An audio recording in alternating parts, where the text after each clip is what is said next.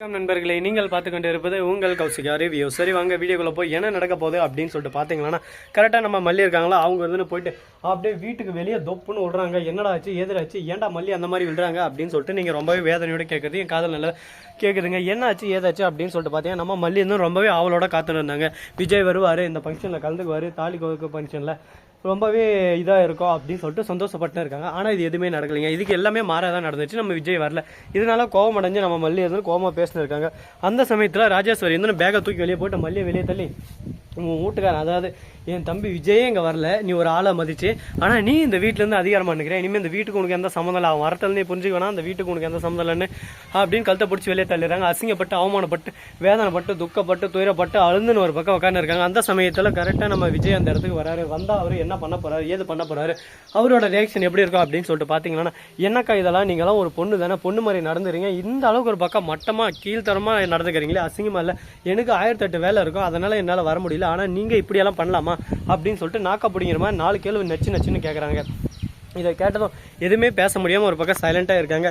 உடனே வெண்பா குட்டி வந்து அம்மாவை எப்படியெல்லாம் கஷ்டப்படுத்தினாங்க தெரியுமாட்டாடா, இதுக்கு தான் உங்ககிட்ட நான் அப்போவே சொன்னேன் வாங்கன்னு சொல்லிட்டு, ஆனால் நீங்கள் என் பேச்சை கேட்டிங்களா, நீங்கள் பேச்சை கேட்கவே இல்லை, இப்போ பார்த்தீங்களா எந்த அளவுக்கு ஒரு பக்கம் ஆளாக இருக்குன்னு சொல்லிட்டு அப்படி இப்படின்னு சொல்லிட்டு ஒரு பக்கம் பேச ஆரம்பிக்கிறாங்க. இதெல்லாம் கேட்கும்போது சரி ஓகே ஏதோ ஒரு அளவுக்கு இருக்குது அப்படின்னு சொல்லிட்டு ஒரு பக்கம் விடலாம், இருந்தாலும் விடாமையும் இருக்க முடியாதுங்க.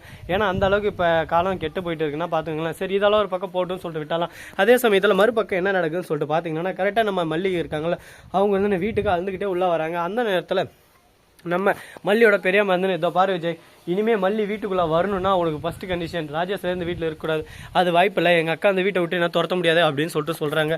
உடனே பார்க்கணுமே நம்ம மல்லி வாய்ப்பே போகலாம் அப்படின்னு சொல்லிட்டு கூப்பிட மல்லி இருந்துன்னு கட்டின கணுவனே எனக்கு எல்லாமே கல்லானாலும் புருஷன் மண்ணாலான புருஷன் தான் அப்படின்னு சொல்லிட்டு சொல்கிறாங்க. இதை கேட்டதான் சரி ஓகே இதுக்கு மேலே நம்ம வற்புறுத்தக்கூடாதுன்னு சொல்லிட்டு அவங்க பெரியம்மா கிளம்புறாங்க. உடனே ராஜேஸ்வரி என்ன சொல்கிறான்னு சொல்லிட்டு பார்த்தியா அவன் அதே என்னை துரத்தணும்னு சொல்லிட்டு இருந்தா ஓகேன்ட்டுப்பா, என்னை துரத்தணும்னு சொன்னதும் சரி என்ன பண்ணுறது, அப்புறம் இந்த வாழ்க்கையும் கிடக்காம போயிருமே அப்படின்னு சொல்லிட்டு உடனே இங்கே அண்டன் தங்கி பொழிச்சு பார்க்குறா, சரியான அழகுறாடா சாமி உசாராகிறா, பொழிச்சு வாடா அப்படி இப்படின்னு சொல்லிட்டு ஒரு பக்கம் வாயில் வந்தபடியெல்லாம் பேச ஆரம்பிக்கிறாங்க.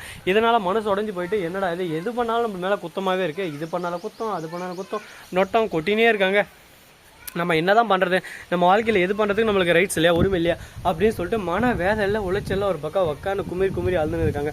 அதை பார்க்கும்போது நமக்கே ஒரு பக்கம் கஷ்டமாக இருக்குது, என்னடா இந்த அளவுக்கு ஒரு பக்கம் ஆகிப்போச்சுன்னு சொல்லிட்டு சரி பரவாயில்ல எவ்வளவோ நடந்துச்சு வாழ்க்கையில், இதெல்லாம் ஒரு பிரச்சனையாக நம்ம எடுத்துக்கூடாது, அடுத்தடுத்து நம்ம பாசிட்டிவாக திங்க் பண்ண போயினே இருந்தாலும் வாழ்க்கை ஒரு அளவுக்கு ஸ்மூத்தாகவும் ஒரு பக்கம் ஜம்முன்னு கும்முன்னு இருக்கும். சரி இதெல்லாம் ஒரு பக்கம் போட்டுன்னு சொல்லிட்டு விட்டாலும் அதே சமயத்தில் மறுபக்கம் என்ன நடக்குன்னு சொல்லிட்டு பார்த்தீங்கன்னா, கரெக்டாக நம்ம மல்லி இருக்காங்களா, அவங்க வந்து புதுசாக தினசாக ஒரு பிரச்சனையை உருவாக்குறாங்க. என்னடா பிரச்சனை உருவாக்க போகிறாங்க அப்படின்னு சொல்லிட்டு பார்த்தீங்கன்னா, ராஜேஸ்வரி கிட்டேக்கு போகிறாங்க. அப்போ சவால் இன்னும் 1 மாதத்துக்குள்ளே இந்த வீட்டை விட்டு ஒன்று அனுப்புகிறேன், இந்த வீட்டில் நீ இருக்கிற இந்த வீட்டில் யாருமே சந்தோஷமாக இருக்க முடியாது, அதனால் ஃபஸ்ட்டு ஒன்று அந்த வீட்டை விட்டு அனுப்புறது தான் என்னோட எய்ம்னு சொல்லிட்டு பழைய மல்லி திரும்ப வராங்க. அதை பார்க்கும்போது ஒரு பக்கம் பூஸ்ட்டாக சந்தோஷமாக தான் இருக்குது. இருந்தாலும் என்னென்ன நடக்க போகுதுன்னு சொல்லிட்டு கூடிய சீக்கிரம் 1 by 1 நீங்கள் அப்டேட்டில் தொடர்ந்து பார்க்க தான் போகிறீங்க. Wait and watch. ஸோ நண்பர்களே, இந்த வீடியோ பிடிச்சிருந்தா லைக் பண்ணுங்கள், கமெண்ட் பண்ணுங்கள், ஷேர் பண்ணுங்கள், டிண்டிங் பெல்லை தட்டி விட்டு போங்க. அப்போ தான் நாம் போகிற அடுத்தடுத்த வீடியோ உடனுக்குடன் நோட்டிஃபிகேஷன்லாம் வந்து கொண்டே இருக்கும். மிக்க நன்றி, தேங்க்ஸ் ஃபார் வாட்சிங், டாடா, see you, நன்றி, வணக்கம், வந்தனம், வருக தருக.